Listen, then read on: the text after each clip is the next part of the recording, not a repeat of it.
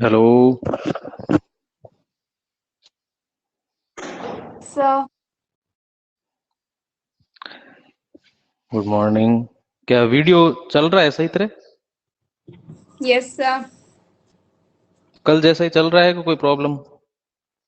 कल जैसा ही है। चलो ठीक है। ये बोर्ड दिख जाएगा क्या? ये घर पे है?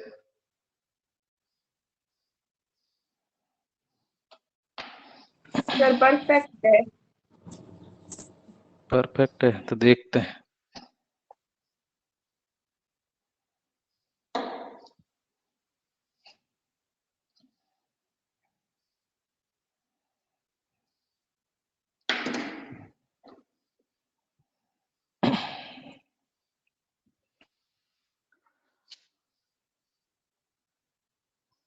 Very good.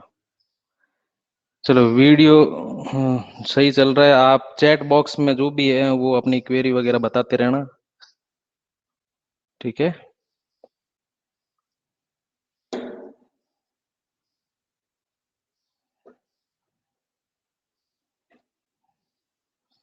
जुड़ जाओ जल्दी जुड़ जाओ। अभी तो बहुत कम जुड़े हैं।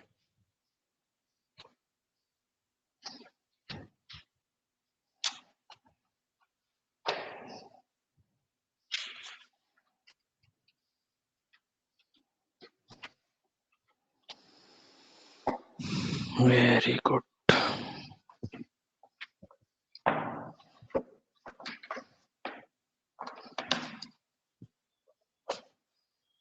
स्टार्ट कर दें?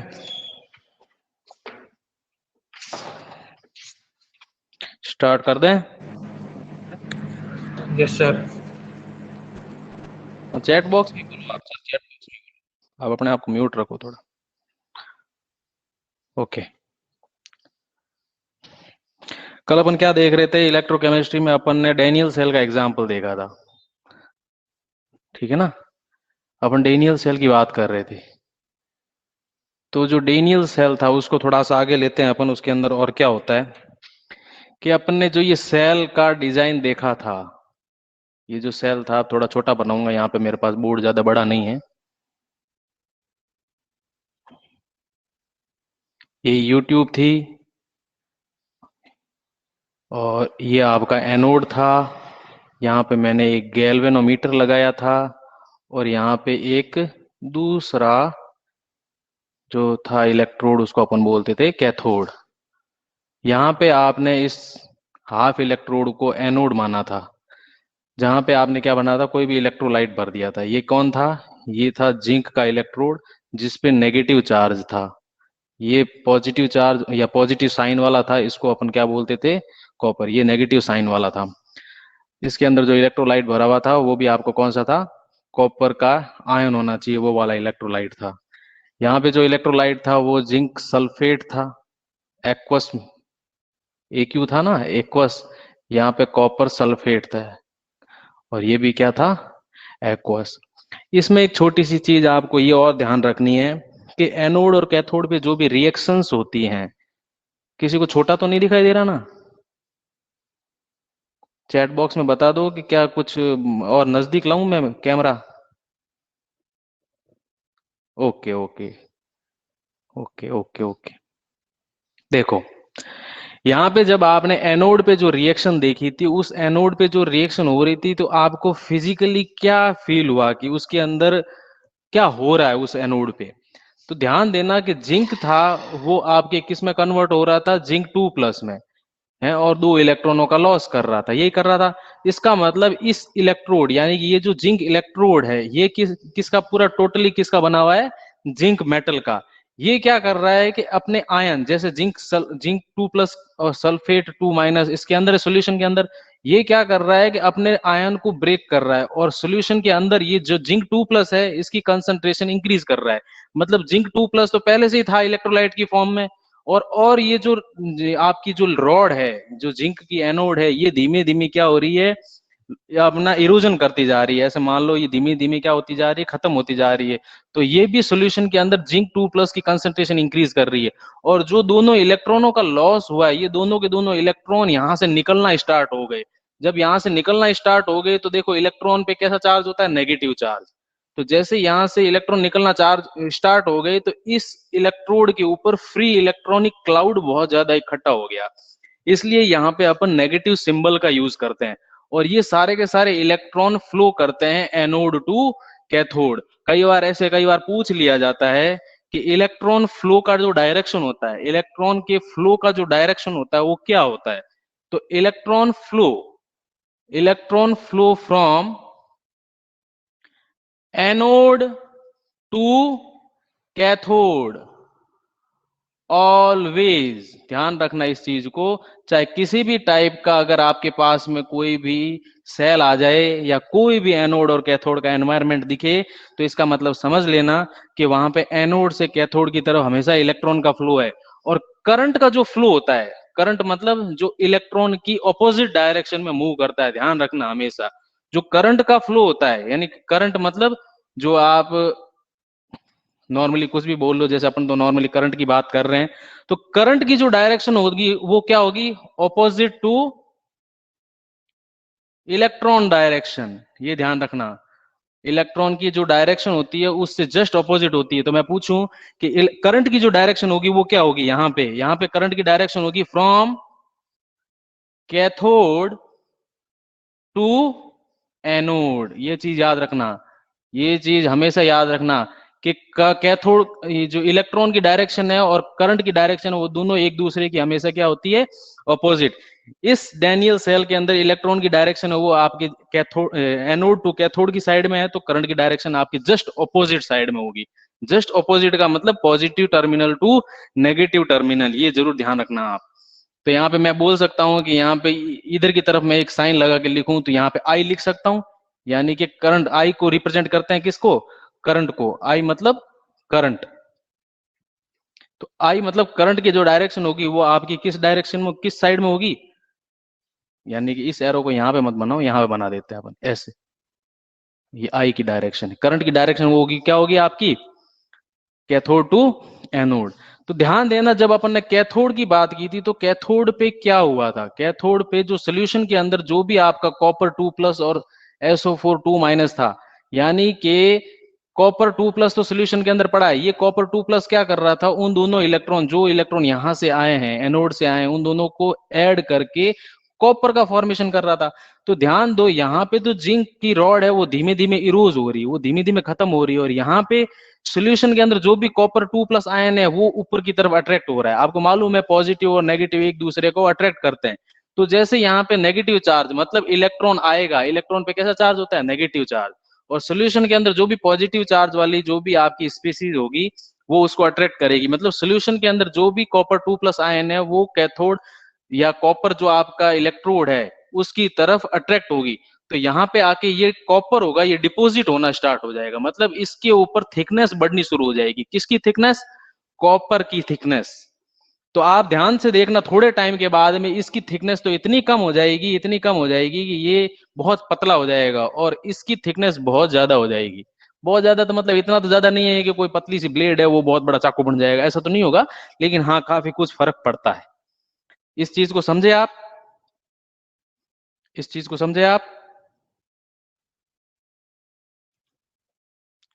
Okay okay okay, very good. तो ध्यान देना इस चीज में कि यहाँ पे जो भी एनोड होता है वो एनोड हमेशा उसका क्या होता रहता है, उसका डिप्लीशन होना होता रहता है, या उसको इरोजन बोल सकते हैं, वैसे डिप्लीशन वर्ड अच्छा है। और यहाँ पे डिपोजिशन होना स्टार्ट हो जाता है, यहाँ पे किस क्या हो जाता है, डिपोजिट होना शुरू हो जाता है। क्या डिपोजिट होता है, जो भी उसका मेटल का आयन है, और यहाँ पे क्या होता है, इसका डिप्लीशन, डिप्लीशन होना शुरू हो जाता है। किसका डिप्लीशन होना शुरू हो जाता है, इस इलेक्ट्रोड का। ओके, तो इसी फिनोमिना को यूज करके अपन काफी सारे ऐसे सिस्टम देखते हैं कि कहीं पे तो ये सिस्टम अपने लिए अच्छा है, कहीं पे ये सिस्टम अपने लिए खराब है।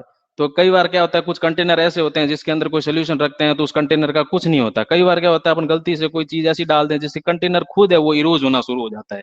तो इस टाइप की जो फिजिकल फिनोमिना होते हैं वो अपने को पढ़ने होते हैं। इसमें आगे एक चीज और बता देता हूं मैं आपको, ये थोड़ा सा हटा दूं मैं, यहाँ पे सबने लिख दिया हो तो। अगर ये सब लिख दिया हो तो मैं थोड़ा सा इसको वापस हटाना चाहता हूं। ओके,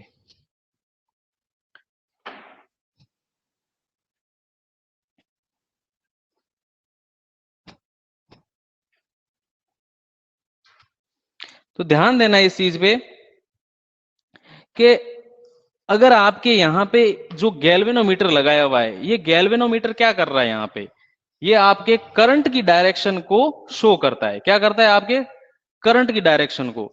ये इलेक्ट्रॉन के फ्लो को कभी नहीं बताता, ये हमेशा करंट की। अगर इसके अंदर एक आग, अगर अगर आग मान लो आपके एक निडल है, वो उस निडल वो अगर लेफ्ट साइड की तरफ अगर आपके मूव कर रही है, तो इसका मतलब उसके करंट की डायरेक्शन आपके राइट टू लेफ्ट है। ये कौन सा साइड है? राइट साइड है। ये कौन सा साइड है? Left side. तो करंट की डायरेक्शन ही हो तो अपन उसका ऑपोजिट बोल सकते हैं कि इलेक्ट्रॉन की डायरेक्शन लेफ्ट टू राइट होगी।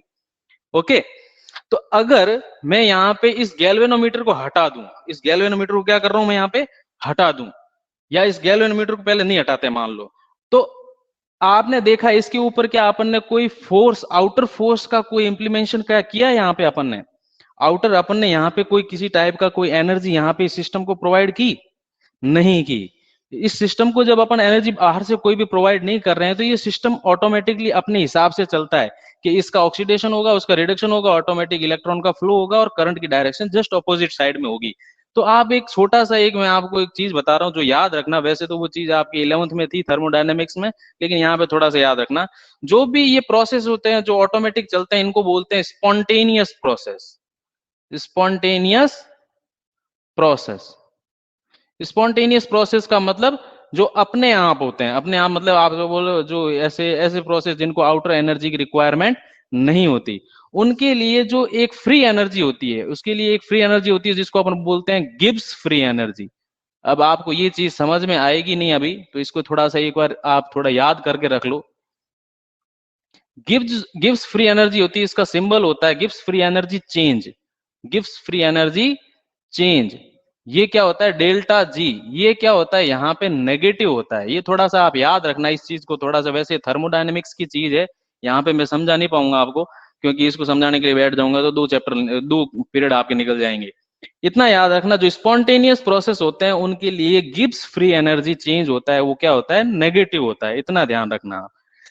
जब इस टाइप के सेल में मैं एक थोड़ा सा इसकी कंसंट्रेशन में और इसकी थोड़ा एनवायरनमेंट में थोड़ी चेंजिंग करता हूं, या एक फिक्स एनवायरनमेंट ले लेता हूं, कि इसकी जो कंसंट्रेशन है, यानी कि इसके जो सोल्यूशन है, जैसे जिंक सल्फेट है या कॉपर सल्फेट है, इनकी जो कंसंट्रेशन है उनको मैं फिक्स कर दूं, उसको उसकी कंसंट्रेशन को कर दूं मैं 1 मोलर। 1 m का मतलब 1 मोलरिटी का सॉल्यूशन यहाँ पे मैं फिक्स कर देता हूं। और यहाँ पे जो टेम्परेचर की रिक्वायरमेंट है, उस टेम्परेचर को मैं बोल देता हूँ 298 केल्विन टेम्परेचर। यानी कि टेम्परेचर को मैं क्या बोल देता हूँ कि 298 केल्विन टेम्परेचर, मतलब अप्रोक्स ऐसा बोल सकते हो तो 27 डिग्री सेंटीग्रेड, मतलब रूम टेम्परेचर, नॉर्मल टेम्परेचर की बात हो रही है यहाँ पे। जब टेम्परेचर में फिक्स कर देता हूँ, उसकी कंसंट्रेशन में फिक्स कर देता हूँ, और मैं बोलता हूँ कि इन दोनों का जो पोटेंशियल डिफरेंस है वो कितना हो। पोटेंशियल डिफरेंस का मतलब मैं अब ई नॉट ऑफ सेल, इसको बोलते हैं पोटेंशियल डिफरेंस। कल मैंने बताया था पोटेंशियल डिफरेंस। अगर मैं ई नॉट की वैल्यू को फिक्स कर देता हूं, और ई नॉट की वैल्यू यहां पे कितनी करता हूं, इज इक्वल टू 1.1 वोल्ट। ध्यान रखना, अगर इसके पोटेंशियल डिफरेंस की वैल्यू को अगर मैं फिक्स कर देता हूं, तो इस टाइप के सेल को, जो भी ये वाली कंडीशन आपको दिख रही है, ये वाली कंडीशन अगर किसी भी सेल के अंदर दिखती है, वहां पे उसके जो इलेक्ट्रोलाइट उनकी कंसंट्रेशन 1 मोलर है, टेम्परेचर रूम टेम्परेचर 298 केल्विन है, और उनका पोटेंशियल डिफरेंस मतलब इस एनोड और इस कैथोड का जो पोटेंशियल डिफरेंस, मतलब इसके इलेक्ट्रॉन डोनेट करने की टेंडेंसी, उसके इलेक्ट्रॉन गेन करने की टेंडेंसी, यानी उनके बीच में जो पोटेंशियल का जो डिफरेंस है वो 1.1 वोल्ट होना चाहिए। तो इस टाइप का जो सेल होता है उसको अपन क्या बोलते हैं? Galvanic cell. उसको क्या बोलते हैं? गैल्वेनिक सेल, या उसको वोल्टेइक सेल भी बोल देते हैं। उसको क्या बोल देते हैं? Voltaic cell. वैसे गैल्वेनिक सेल और वोल्टेइक सेल डायनियल सेल ही हैं, बस ये कंडीशन अगर रहेगी तो वो उसको गैल्वेनिक सेल बोल सकते हैं। उस बोल सकते हैं, क्या बोलेंगे? अगर इनमें से कोई भी एक कंडीशन अगर आपकी चेंज होती है, तो उसको आप गैल्वेनिक या वोल्टेइक सेल नहीं बोलोगे, उसको नॉर्मल डायनियल सेल बोलोगे आप। ओके, किसी को कोई सर प्रॉब्लम? एक बार रिपीट करना। चलो देख लो। ये जो आपने इलेक्ट्रोकेमिकल सेल देखा था, ये एक नॉर्मल सेल है जिसमें अपन ने यहाँ पे एक बस गैल्वेनोमीटर लगा दिया था, जिससे को अपने को करंट की डायरेक्शन मालूम पड़ती है कि इस पूरे सॉल्यूशन के अंदर किसका ऑक्सीडेशन हो रहा है और इलेक्ट्रॉन फ्लो होके किस साइड में जा रहे हैं और कहाँ पे उसका जो आयन है वो डिपॉजिट हो रहा है। तो इसकी ऑपोजिट साइड में अपने को करंट का फ्लो मालूम पड़ता है। और यहाँ पे जो गैल्वेनोमीटर होता है, ये जो जी लिखते हैं अपन यहाँ पे, ये गैल्वेनोमीटर आपको करंट की डायरेक्शन शो करता है। और करंट की डायरेक्शन शो करता है तो इसका जस्ट ऑपोजिट अपन मान सकते हैं कि इलेक्ट्रॉन की डायरेक्शन है। इलेक्ट्रॉन की डायरेक्शन डायरेक्ट नहीं पता पड़ती, इलेक्ट्रॉन की डायरेक्शन करंट की डायरेक्शन से मालूम पड़ती है। और करंट अपने को कौन बताता है? गैल्वेनोमीटर टाइप के एपरेटस होते हैं, वो अपने को बता देते हैं कि करंट की डायरेक्शन पर्टिकुलर ही है। वो जो निडल होती है वो यूं इस साइड में थोड़ी मूव कर जाती है, तो अपने को मालूम पड़ जाता है कि करंट की डायरेक्शन आपकी राइट टू लेफ्ट है। लेकिन इस टाइप के जो सिस्टम होते हैं उसमें यहाँ पे अपन ने सिर्फ गैल्वेनोमीटर लगाया जो आपको सिर्फ उसकी डायरेक्शन बता रहा है। तो इस टाइप की प्रोसेस में अपन ने बाहर से कोई एनर्जी नहीं दी इस सिस्टम को। ये सिस्टम अपने आप ही अपने जो सोल्यूशन है या अपना रॉड है वही रिएक्शन कर रही है, इलेक्ट्रॉन आगे दे रही है और वहां पे इलेक्ट्रॉन है वो आयंस के जो कॉपर के जो आयन है वो डिपॉजिट कर रहे हैं। इसमें बाहर से तो अपन ने कोई एनर्जी प्रोवाइड नहीं की सिस्टम को। तो इस टाइप का जो सिस्टम होता है उसको बोलते हैं स्पॉन्टेनियस प्रोसेस। इस टाइप की जो प्रोसेस होते हैं सिस्टम में उनको क्या बोलते हैं? स्पॉन्टेनियस प्रोसेस, मतलब अपने आप होते हैं। आप चाहे तो ऐसे हिंदी में लिख लो, जो लगातार या अपने आप होते हैं। अपने आप होते हैं जो प्रोसेस उनको क्या बोलते हैं अपन?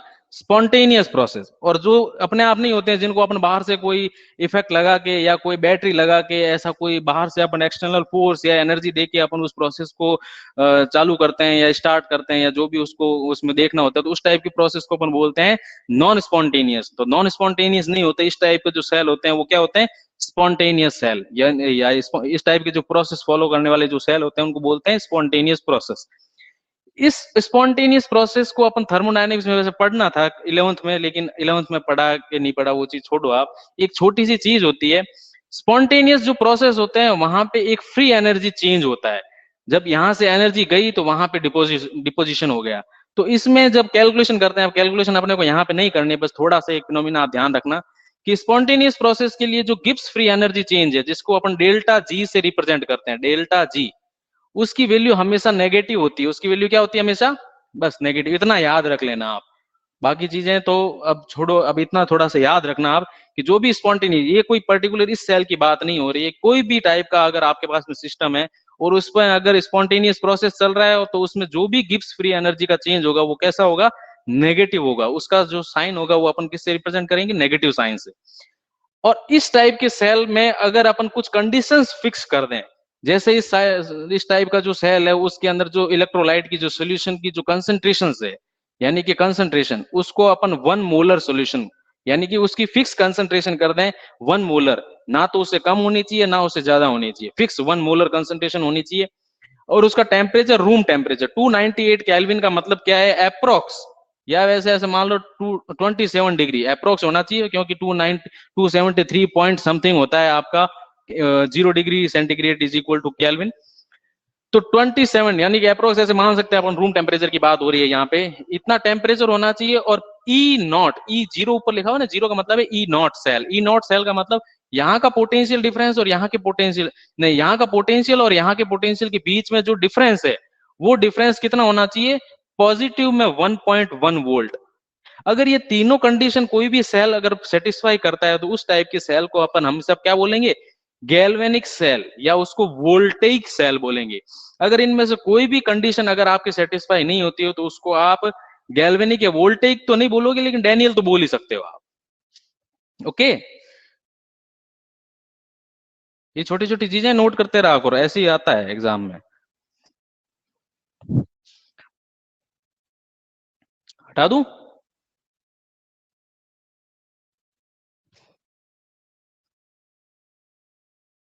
ओके, चलो मैं इसको यहां से रब कर रहा हूं।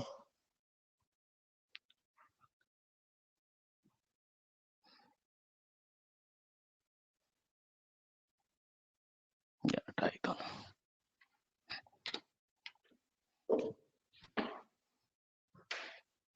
मैं इस सेल को थोड़ा सा वापस बना रहा हूं, ज्यादा नहीं बनाऊंगा, पूरा नहीं बताऊंगा, मैं आपको नॉर्मली बताऊंगा इसके अंदर कि इसमें कुछ प्रोसेस, अगर यहाँ पे अपन गैल्वेनोमीटर की तरह जगह अगर बाहर से अगर कोई अगर एक्सटर्नल फोर्स प्रोवाइड करें तो यहाँ पे क्या चेंज होते हैं वो ध्यान रखो आप। ये वापस मैं एक सेल बना रहा हूं, आप भी चाहो तो बना लो, बढ़िया है, प्रैक्टिस हो जाएगी आपकी। ये YouTube है, मैं आपको बस ऊपर ऊपर से मतलब नॉर्मली आपके हाइपोथेटिकल बना रहा हूं, पूरे सारे सिंबल नहीं लिखूंगा मैं यहाँ पे, ठीक है। ये आपका कैथोड हो गया, ठीक है। ये एक फर्स्ट कंडीशन आपके लिए मैं बता रहा हूं, फर्स्ट कंडीशन जो अभी अपन ने पढ़ी है, ये पूरा सोल्यूशन है और ये आपका एनोड है, ये आपका कैथोड है, ज्यादा अपन यहाँ पे ध्यान नहीं देंगे, ठीक है। अगर ये स्पॉन्टेनियस है, स्पॉन्टेनियस जो प्रोसेस को फॉलो करता है, तो इसमें जो इलेक्ट्रॉन और करंट की जो डायरेक्शन होगी वो क्या होगी। या स्पॉन्टेनियस प्रोसेस है तो इसके लिए गिब्स फ्री एनर्जी चेंज यानी कि डेल्टा जी की वैल्यू मैंने अभी बताई है कि क्या होती है, नेगेटिव होती है, मतलब बाहर से अपन ने कोई यहाँ पे एक्सटर्नल फोर्स अप्लाई नहीं किया। तो यहाँ पे जो इलेक्ट्रॉन का फ्लो होगा वो कौन सी डायरेक्शन से कौन सी डायरेक्शन होगा, और करंट का फ्लो क्या होगा वो बताओ मेरे को आप। इलेक्ट्रॉन की डायरेक्शन क्या होगी, डायरेक्शन ऑफ इलेक्ट्रॉन क्या होगी आपकी, एनोड, लेफ्ट टू राइट। जो अभी नॉर्मली अपन ने पढ़ा है वैसा ही है, एनोड टू कैथोड, है ना। और जो करंट की direction I is equal to क्या हो जाएगा, यानी करंट की डायरेक्शन क्या होगी यहाँ पे, just opposite, cathode to anode, बोल सकते हैं ऐसा, ओके। ये तो हो गई आपके फर्स्ट कंडीशन, ये हो गई आपकी फर्स्ट कंडीशन।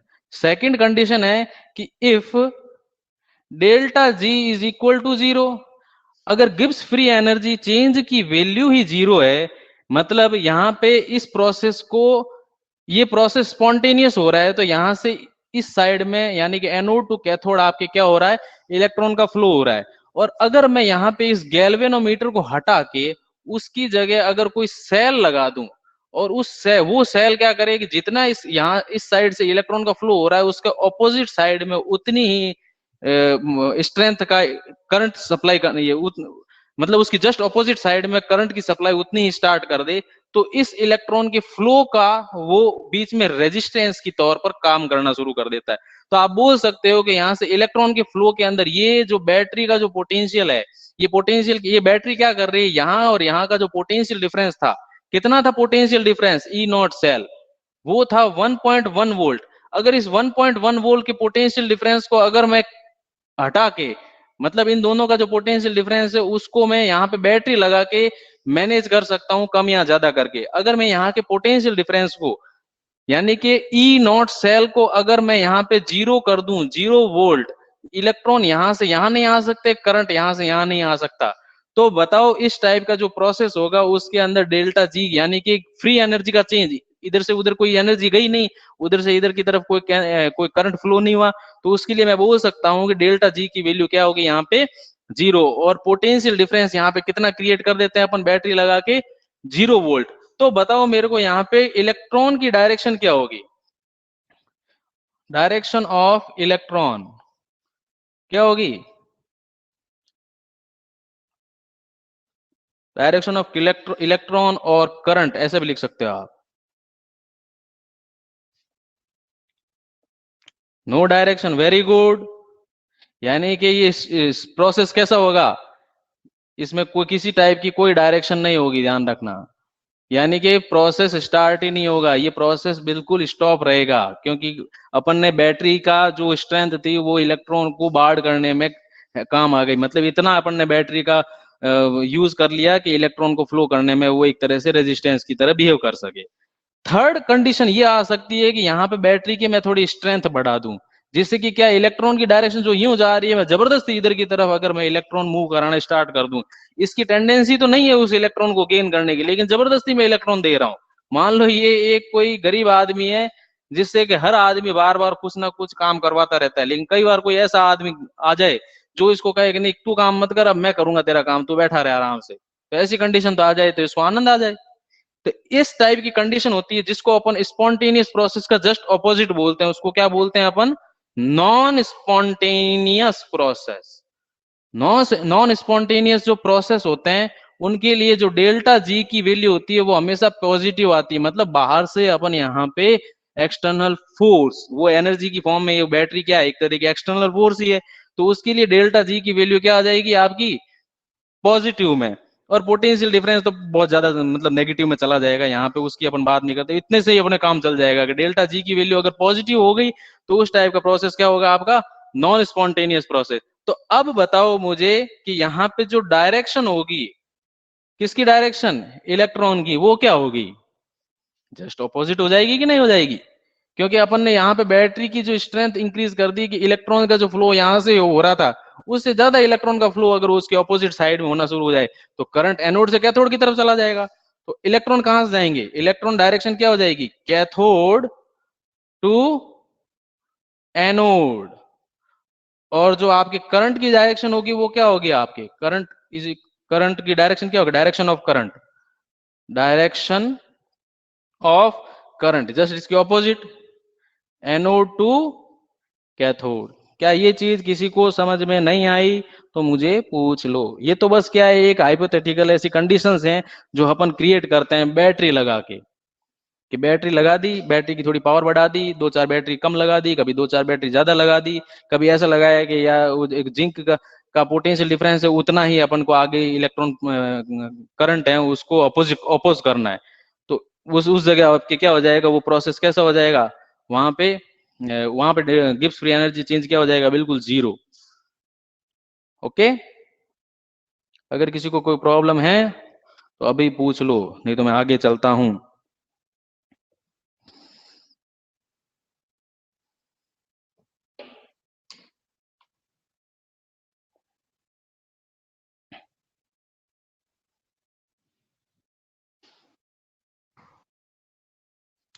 आगे चलूं?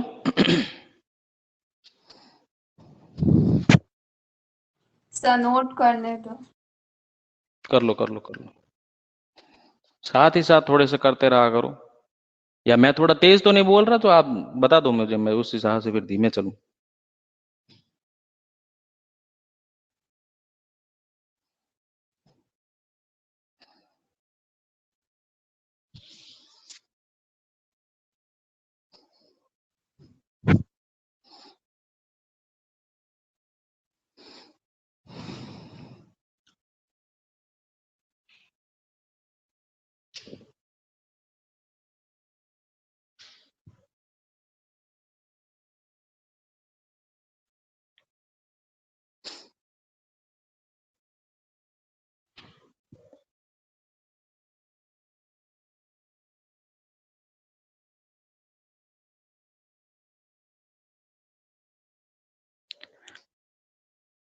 आगे करूं? Yes sir. ओके, चलो देखो, अब मैं इस स्पॉन्टेनियस प्रोसेस में ही आपको पूछता हूं। स्पॉन्टेनियस प्रोसेस में, सिर्फ स्पॉन्टेनियस प्रोसेस, आपको सब कुछ मालूम है, आप मेरे को इतना बताओ कि यहाँ पे जो डिपोजिशन होगा वो कहाँ पे होगा? मेटल का जो डिपोजिशन होगा वो कैथोड पे हो रहा है कि एनोड पे हो रहा है?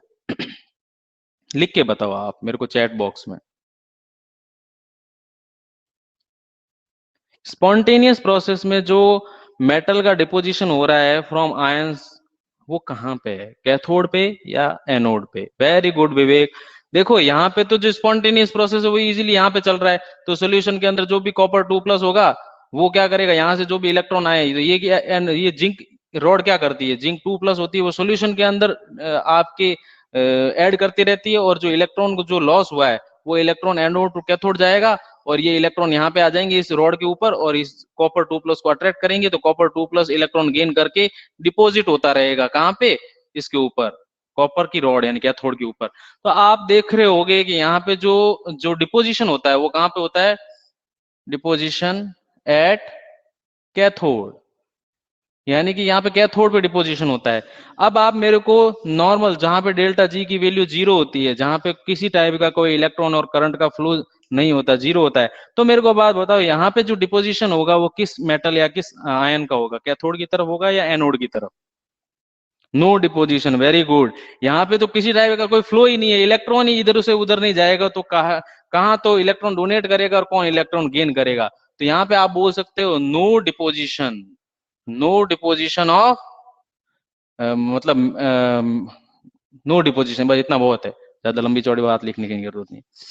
थर्ड है non spontaneous process. Non spontaneous process में तो आप अपोज फोर्स का ज्यादा से ज्यादा यूज कर रहे हो, तो यहाँ पे देखो क्या होगा, डिपोजिशन कहाँ पे हो रहा है, इस कैथोड को इलेक्ट्रॉन देने पे मजबूर कर रही है ये बैटरी। ये बैटरी क्या कहेगी कि मैं तो उसकी जस्ट ऑपोजिट साइड में डायरेक्शन, यानी कि इलेक्ट्रॉन जो होंगे वो ऑपोजिट डायरेक्शन की तरफ मूव करवाऊंगा मैं तो, यानी कि करंट में इसकी इस साइड में डायरेक्शन, ये करंट को इस साइड में लगा रही है और कह रही है कि मैं तो इलेक्ट्रॉन को इस साइड में मूव कराऊंगी, तो कैथोड को मजबूर कर देगा ये बैटरी कि आप इलेक्ट्रॉन मुझे दो। तो जब इलेक्ट्रॉन यहां से फ्लो करना स्टार्ट होंगे तो सोल्यूशन के अंदर आपको मालूम है पहले से जिंक और सल्फेट के आयन है, तो जब इलेक्ट्रॉन इधर से आएगा तो ये जो रॉड होगी जो इलेक्ट्रॉन पहले डोनेट कर रही थी, अब ये इलेक्ट्रॉन गेन करेगी, जो सोल्यूशन के अंदर जो भी जिंक है वो जिंक इसकी तरफ अट्रैक्ट होगा, तो डिपोजिशन किस में होगा, एनोड पे। तो डिपोजिशन कहां हो रहा है, डिपोजिशन एट एनोड, यानी कि एनोड पे डिपोजिशन। जब भी नॉन स्पॉन्टेनियस प्रोसेस होते हैं तो एनोड के ऊपर उसकी थिकनेस इंक्रीज हो जाती है, और स्पॉन्टेनियस प्रोसेस होते हैं तो कैथोड पे मेटल की थिकनेस होती है वो इंक्रीज हो जाती है। समझ में आया? हटा दूं? ओके, हटा देता हूं मैं इसको।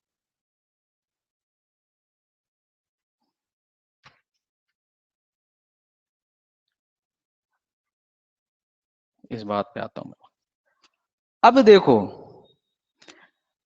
आपने ये किसी ना किसी बच्चे ने ये जरूर सोचा होगा, स्टूडेंट ने, कि अगर हमें इस टाइप के सेल बनाने से, कि आपने कोई इलेक्ट्रोलाइट को पानी में घोल के ऐड कर दिया, दो रॉड लगा दी, और यहाँ पे अगर मैं बैटरी की जगह कोई छोटा सा बल्ब लगा दूं, तो ऐसी बैटरियां घर पे 4-5 लगा के छोड़ दूं, तो मेरे को तो घर में इलेक्ट्रिक करंट की जरूरत ही नहीं पड़ेगी, मेरे को बाहर से कोई जो इलेक्ट्रिसिटी का कनेक्शन है वो लेने की जरूरत ही नहीं, मेरे तो ऐसे ही काम चल जाएगा। किसी ना किसी ने सोचा ही होगा कि ऐसा कर देते हैं, तो ऐसे सर्किट बना के छोड़ देते हैं, करंट खूब पास होगा, यहाँ पे बल्ब लगा देंगे और अपने वो जो घर के अंदर जो भी रिक्वायरमेंट है वो पूरी होती रहेगी। किसी ना किसी ने तो सोचा ही होगा, क्या ऐसा पॉसिबल है?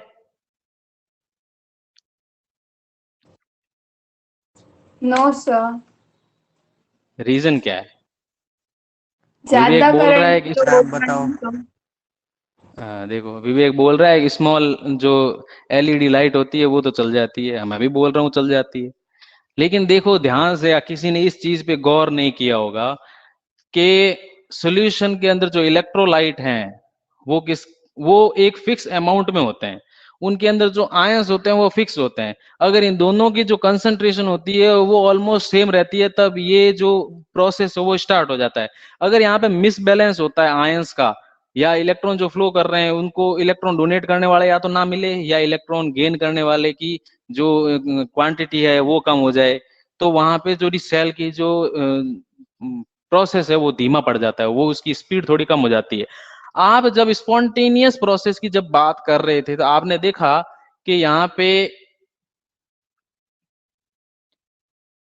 जो जिंक था, वो जिंक क्या कर रहा था, सोल्यूशन के अंदर जिंक 2+ की कंसंट्रेशन इंक्रीज कर रहा था, मतलब मैं ऐसा बोल सकता हूँ कि जिंक 2+ की कंसंट्रेशन तो धीमे धीमे इंक्रीज हो रही है, यानी कि ये जो डिप्लीट होती जा रही है एनोड रॉड, ये धीमे धीमे कंसंट्रेशन किसकी इंक्रीज कर रही है सोल्यूशन के अंदर, पॉजिटिव आयन की, किसकी, पॉजिटिव आयन की, और जो इलेक्ट्रॉन यहाँ से इधर की साइड में फ्लो कर रहे हैं तो ये कॉपर 2+ की आयन की कंसंट्रेशन को डिक्रीज कर रहे हैं, क्योंकि जितने भी कॉपर 2+ है वो इलेक्ट्रॉन गेन करके इसके ऊपर कॉपर की फॉर्म में न्यूट्रल होते जा रहे हैं, यानी कि पॉजिटिव चार्ज है वो कॉपर 2+ के ऊपर वो धीमे धीमे वहां पे जाके डिपॉजिट हो रहा है और वहां पे कॉपर मेटल का फॉर्मेशन कर रहा है। तो मेरे को आप बताओ, थोड़ी देर बाद में यहाँ पे जो मेटल की कंसंट्रेशन बहुत ज्यादा हो जाएगी, जब मेटल आयन की कंसंट्रेशन बहुत ज्यादा हो जाएगी, तो आपने छोटी क्लासों में ये जरूर पढ़ा होगा कि सेम चार्ज रिपेल करता है या सेम चार्ज उसकी प्रोसेस को थोड़ा स्लो करता है। जब यहाँ पे पॉजिटिव चार्ज बहुत ज्यादा इकट्ठा हो जाएगा, तो मेरे को आप बताओ, क्या वो पॉजिटिव चार्ज एक दूसरे को रेजिस्ट नहीं करेगा? करेगा कि नहीं करेगा? खूब सारा पॉजिटिव यहाँ पे इकट्ठा हो गया, अब उस पॉजिटिव को लेने वाला नेगेटिव तो बेचारा वो तो फिक्स था, सल्फेट आयन, तो सल्फेट आयन की कंसंट्रेशन तो फिक्स है, लेकिन अपन तो जिंक 2+ की कंसंट्रेशन को इंक्रीज कर रहे हैं। उसका भी जस्ट ऑपोजिट इधर की साइड में देख लो, इधर कॉपर 2+ है, वो कॉपर 2+ धीमे धीमे उसकी कंसंट्रेशन डिक्रीज होती जा रही है, सल्फेट आयन की कंसंट्रेशन इंक्रीज होती जा रही है। तो ये कई बार असर्शन रीजन वाले क्वेश्चन कई बार पूछ लिए जाते हैं कि which part of Daniell cell having concentration increase और डिक्रीज, आप ऐसे बोल सकते हैं, और विच आयन। तो आप बोल सकते हो कि यहाँ पे जो कंसंट्रेशन इंक्रीज हो रही है वो किसकी हो रही है? इन स्पॉन्टेनियस प्रोसेस Zn2+ की कंसंट्रेशन क्या हो रही है? कंसंट्रेशन ऑफ जिंक 2+ आयन की कंसंट्रेशन इंक्रीज हो रही है, और यहाँ पे क्या बोल रहे हो आप? कॉपर 2+ आयन की कंसंट्रेशन क्या हो रही है? डिक्रीज हो रही है। और वाइसा वर्सा भी बोल सकते हो, इसका जस्ट ऑपोजिट पूछे तो सल्फेट आयन की कंसंट्रेशन यहाँ पे डिक्रीज हो रही। वैसे तो वो फिक्स है, लेकिन अगर रेशियो की फॉर्म में देखें तो जैसे जैसे यहाँ पे जिंक 2+ की कंसंट्रेशन इंक्रीज होती जाएगी, तो अपन कह सकते हैं कि सल्फेट आयन की कंसंट्रेशन यहाँ पे क्या हो रही है? डिक्रीज। यानी कि SO4 2- की कंसंट्रेशन यहाँ पे क्या हो रही है? डिक्रीज। और यहाँ पे SO4 2- की कंसंट्रेशन क्या हो रही है? इंक्रीज। बस जबकि अपन ने SO4 को तो छेड़ा ही नहीं, तो भी यहाँ पे अपन एवरेज फॉर्म में अपन बोल सकते हैं कि प्लस चार्ज इंक्रीज होते ही SO4 डिक्रीज हो रहा है, यहाँ पे प्लस चार्ज डिक्रीज होते ही SO4 की कंसंट्रेशन इंक्रीज हो रही है। जब कंसंट्रेशन ही मिसबैलेंस हो जाएगी तो आपका करंट फ्लो कितना करेगा? बहुत कम टाइम के लिए करंट फ्लो करता है और सेल बाद में स्टॉप हो जाता है। इसलिए इस टाइप की सेल को अगर आपको चलाना है तो आपको बहुत ज्यादा अमाउंट में एक बार कंसंट्रेशन इनकी लेके आपको सेल स्टार्ट करना पड़ेगा, तो थोड़ा सा ज्यादा चल जाएगा, लेकिन आपको लॉन्ग वे में वो आप अच्छी करंट की सप्लाई नहीं देगा। ओके, ये छोटे छोटे ऐसे जो क्वेश्चन होते हैं उनका थोड़ा सा ज्यादा ध्यान रखना आप। जो आपके अब एग्जाम है 12th में, उसमें नॉर्मल क्वेश्चन नहीं आते, उसमें आपके मेंटल IQ वाले क्वेश्चन आते हैं, आप कितना उस टॉपिक को जानते हो। Okay, very good. चलो मैं इसको अब हटा देता हूं, हटा दूं। छोटी छोटी कुछ डेफिनेशंस हैं, वो आप थोड़ी सी लिख लो यहाँ पे। इलेक्ट्रोड पोटेंशियल, यहां से स्टार्ट कर देता हूं मैं। इलेक्ट्रोड पोटेंशियल, इलेक्ट्रोड पोटेंशियल मैंने क्या बताया था आपको कि जो एनोड या जो कैथोड है, उन एनोड और कैथोड के बीच का जो पोटेंशियल डिफरेंस है उसको आप क्या बोलोगे, या उसको आप क्या बोलोगे आप? Electrode potential. A potential difference of negatively charge, a potential difference developed between the electrode, the potential difference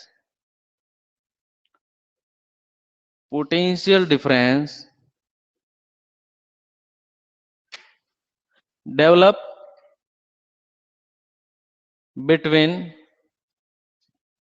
a potential difference develop between the electrode and electrolyte, between electrode and electrolyte is called electrode potential, electrode potential। अभी electrode potential कितने type का होता है?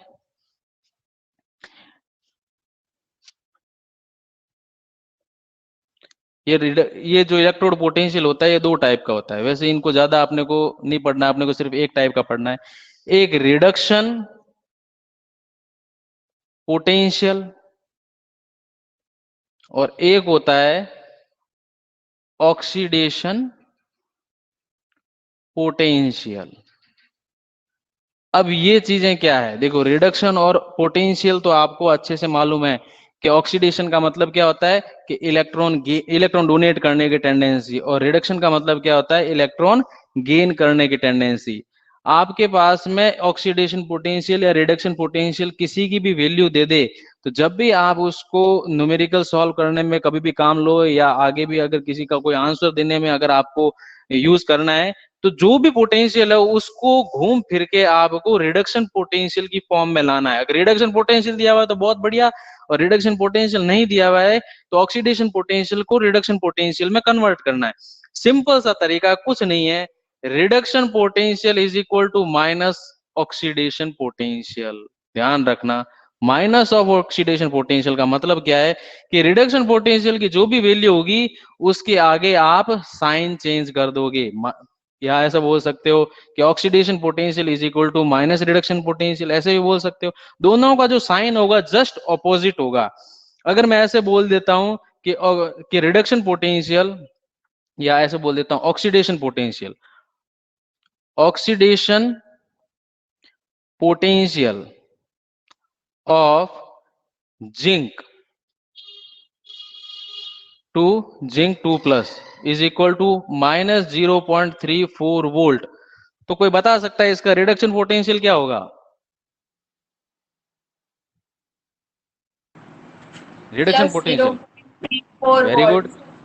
Very good. देखो देखो आपके सामने ये एक फॉर्मूला है, reduction potential is equal to oxidation potential.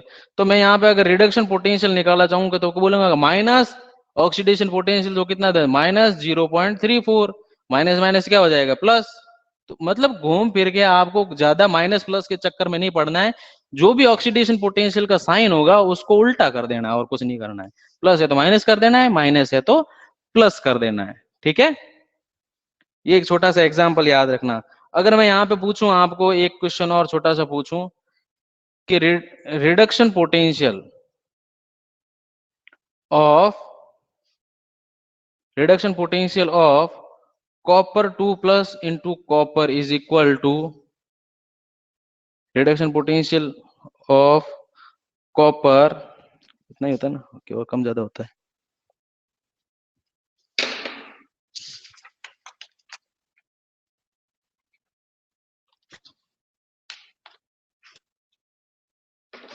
नहीं नहीं, यहाँ पे आपकी ये थोड़ा सी वैल्यू थोड़ी सी हटा देना आप, ये इसकी वैल्यू होती है 0.76, ठीक है ना, ये थोड़ी 3-4 इसकी होती है, 7-6 कर लेना आप, 3-4 इसकी होती है, 0.34 वोल्ट, ठीक है। तो बताओ इसका रिडक्शन पोटेंशियल कितना होगा, क्योंकि रिडक्शन पोटेंशियल ही दिया हुआ है, ध्यान रखना। तो अगर मैं इसको ऑक्सीडेशन पोटेंशियल में कन्वर्ट करना चाहूं तो इसका ऑक्सीडेशन पोटेंशियल क्या हो जाएगा, माइनस में 0.3 वोल्ट। रिडक्शन पोटेंशियल, इसका रिडक्शन और ऑक्सीडेशन मालूम पड़ गया, इसका रिडक्शन और ऑक्सीडेशन मालूम पड़ गया। तो मतलब आप इस चीज को गौर से देखो,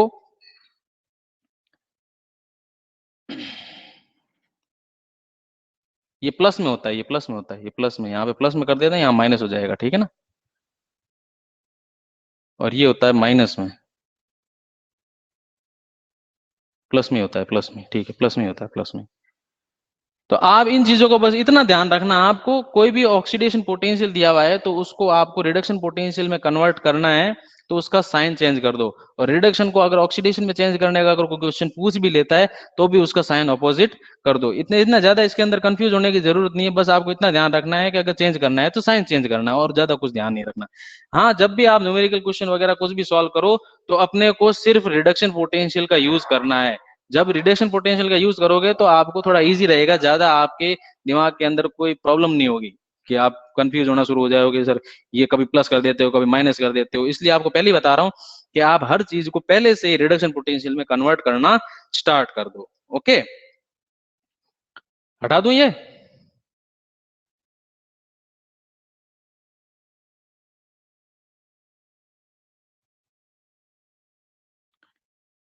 चलो।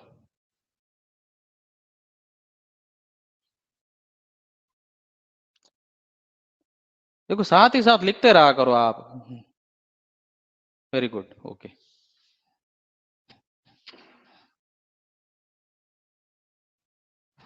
आपको कोई भी वैल्यू याद नहीं करनी है, ये भी ध्यान रखना आप। अब ऐसे नहीं कि सबकी पॉइंट में 1 2 3 4 ऐसे याद करना स्टार्ट कर दो, ऐसा कुछ नहीं करना है आपको। ओके, ये सब कुछ आपको दी भी रहेगी एग्जाम के अंदर, और नहीं तो जैसे ये बस एक वैल्यू जैसे 2-4 क्वेश्चन करोगे नोमेरिकल तो आपको वैसे नॉर्मल याद हो जाएंगे, बस इनको याद भी ना हो तो कोई टेंशन वाली बात नहीं है। अब अगर मैं बात करता हूं आपको सेल पोटेंशियल कैलकुलेट करना, calculate cell potential, calculate cell potential, या ऐसे बोल सकते कैलकुलेशन, देखो कैलकुलेशन ऑफ सेल पोटेंशियल। अपन ने तो हाफ इलेक्ट्रोड का इलेक्ट्रोड पोटेंशियल, अपन ने तो इलेक्ट्रोड पोटेंशियल देखे थे अभी कि रिडक्शन पोटेंशियल या ऑक्सीडेशन पोटेंशियल पर्टिकुलर किसी हाफ इलेक्ट्रोड की बात की थी, एक बार जिंक की बात की, एक बार कॉपर की बात की। अब इन दोनों को जब भी अपन ऐड करके पूरा सर्किट कंप्लीट करके अपन जब सेल का फॉर्मेशन करते हैं तो उसके टोटल सेल का जो पोटेंशियल होगा उसको कैलकुलेट कैसे करते हैं, तो उसको रिप्रेजेंट करते हैं, जैसे सेल पोटेंशियल है तो उसको ई सेल से रिप्रेजेंट करते हैं। किससे रिप्रेजेंट करते हैं? E cell. मैं कभी ई नॉट सेल लिखूंगा ऐसे, ये ई नॉट सेल ऐसे लिखूंगा, तो ये जो ई नॉट सिंबल है ये स्टैंडर्ड कंडीशन को शो करता है। ये किसको शो करता है? Standard, standard. और जो सिंपल ई सेल है ये आपके नॉर्मल कंडीशन को शो करता है, यानी कि नॉर्मली आपके उसका सेल का जो पोटेंशियल है वो कितना है। और एक स्टैंडर्ड, यानी जब भी इसके ऊपर नॉट का साइन लग जाए वो आपकी स्टैंडर्ड यानी कि एक फिक्स परमानेंट जो वैल्यू होती है उसको रिप्रेजेंट करता है। और एक नॉर्मल, अगर अगर उसके अंदर कंसंट्रेशन इंक्रीज या डिक्रीज करते जा रहे हो, थिकनेस इंक्रीज करते जा रहे हो, डिक्रीज करते जा रहे हो, तो सेल का पोटेंशियल बार बार डिक्रीज हो इंक्रीज होता रहेगा। तो उस टाइप के जो सेल के पोटेंशियल को आप क्या बोलोगे? E cell. और ये वाला जो सेल ई नॉट सेल होता है, जीरो का मतलब क्या होता है? ई नॉट, इसको नॉट से रिप्रेजेंट करते हैं, तो उसको क्या बोलोगे आप? Standard cell potential. और नॉर्मली जिसके ऊपर नॉट ना लिखा हो उसको अपन नॉर्मल सेल पोटेंशियल से रिप्रेजेंट करेंगे। दोनों का फॉर्मूला एक ही है कैलकुलेट करने का, ये ध्यान रखना कि जब भी अगर आपको सेल ई सेल अगर आपको कैलकुलेट करना है तो E cell is equal to E right minus E left, इतना सा फॉर्मूला है कि अगर आपको ई राइट मतलब कैथोड का पोटेंशियल, पोटेंशियल ऑफ कैथोड, इसको क्या बोलोगे? Electrode potential of, electrode potential of cathode, यानी कि राइट साइड में आप कौन था? कैथोड ही तो था। और एल का मतलब इलेक्ट्रोड पोटेंशियल ऑफ एनोड। ये दोनों के दोनों आपको लेने हैं और उनको माइनस करना है, तो टोटल सेल का जो पोटेंशियल होगा वो आ जाएगा। ध्यान रखना इन दोनों को आप रिडक्शन पोटेंशियल लोगे, मैं बार बार बोल रहा हूं, इसका भी रिडक्शन पोटेंशियल लोगे। वैसे ऑक्सीडेशन पोटेंशियल लेके भी कर सकते हो, लेकिन मैं आपको सिर्फ एक ही फॉर्मूला बताऊंगा, दो दो फॉर्मूला बता के करना क्या, आंसर तो एक ही से निकलेगा, ज्यादा इसमें आपको कंफ्यूज होना नहीं है। ठीक है, ये भी आपको किस में लेना है? Reduction potential. इसका भी रिडक्शन पोटेंशियल लेना है, कैथोड का भी रिडक्शन पोटेंशियल लेना है। दोनों के रिडक्शन पोटेंशियल आपके सामने हो तो कैथोड के रिडक्शन पोटेंशियल में से एनोड के रिडक्शन पोटेंशियल को डिक्रीज उसको माइनस कर देना, तो आपके टोटल सेल का जो रिडक्शन पोटेंशियल होगा या टोटल सेल का जो सेल पोटेंशियल होगा वो आपके आ जाएगा। कोई प्रॉब्लम इसमें? कोई प्रॉब्लम? नो सर, रिपीट कर दो सर। No sir. रिपीट करूं? रिपीट तो क्या करना है इसमें, बस आपके पास में जो सेल है, ये एक सेल बनाया है, ये दूसरा हाफ सेल है, ये एनोड है, ये कैथोड है। जब इन दोनों को बना के आप एक सर्किट का सर्किट बना लेते हो, बीच में गैल्वेनोमीटर लगा देते हो, तो आपको मालूम है इस कैथोड का कुछ ना कुछ पोटेंशियल होगा, इसका कोई ना कोई पोटेंशियल होगा, इसका भी कोई ना कोई पोटेंशियल होगा। ये दोनों के दोनों जो पोटेंशियल है आपको रिडक्शन पोटेंशियल के फॉर्म में कन्वर्ट करने हैं। अगर आपको रिडक्शन पोटेंशियल के फॉर्म में दिए हुए हैं तो कोई बात नहीं, अगर ऑक्सीडेशन पोटेंशियल के फॉर्म में दिए हुए हैं तो उसका साइन उल्टा करके फिर बाद में माइनस कर देना। माइनस का मतलब ये आपकी राइट हैंड साइड की तरफ है और ये आपकी लेफ्ट साइड की तरफ है, तो राइट में से लेफ्ट का जो पोटेंशियल है वो माइनस कर देना, तो आपकी टोटल सेल का पोटेंशियल आ जाएगा। टोटल सेल का क्या आ जाएगा? पोटेंशियल, कि टोटल सेल है वो कितना पोटेंशियल जनरेट करता है। ये पोटेंशियल की वैल्यू आपके नेगेटिव भी आ सकती, नॉर्मली आपके पॉजिटिव आएगी, क्योंकि सेल अगर चल रहा है तो ये वैल्यू हमेशा पॉजिटिव आएगी, और ये सेल अगर नहीं चल रहा है या इसके ऑपोजिट फोर्स अगर लगाया गया है तो इसकी वैल्यू नेगेटिव भी आ सकती है। ओके, वैसे सेल पोटेंशियल जब भी कोई सेल बनेगा तो वो कुछ ना कुछ एनर्जी जरूर आपकी रिलीज करेगा जिससे कि वो सेल चलता रहे, तो वहां पे वैल्यू पॉजिटिव ही आती है नॉर्मली।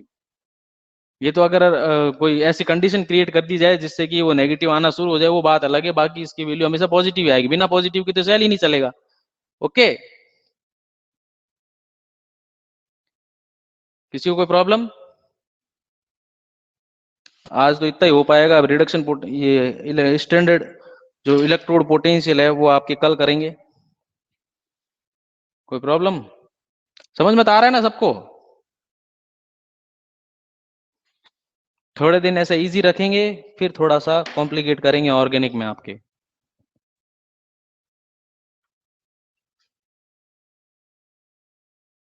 ओके ओके, किसी को भी कोई प्रॉब्लम होगी तो आप अपने एक तो ये काम करो कि कोई भी बच्चा बेचारा जिसके क्लासें नहीं लग पा रही है या कोई, तो मैं वैसे ही पढ़ा रहा हूँ तो उसी साथ में वो भी जुड़ जाएंगे तो वो भी पढ़ लेंगे।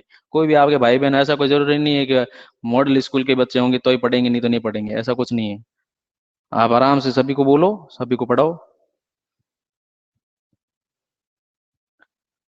ओके, किसी को कोई प्रॉब्लम हो तो पूछ लो। अपन एक आधा क्वेश्चन भी करना स्टार्ट कर देंगे कल से, क्योंकि थोड़ा बहुत आपका बेस होना चाहिए।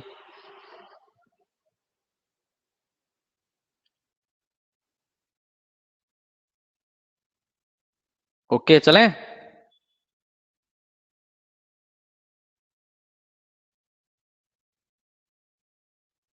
दीक्षित बोल रहा है टाटा, आज ही आया और आज ही टाटा बोलता है।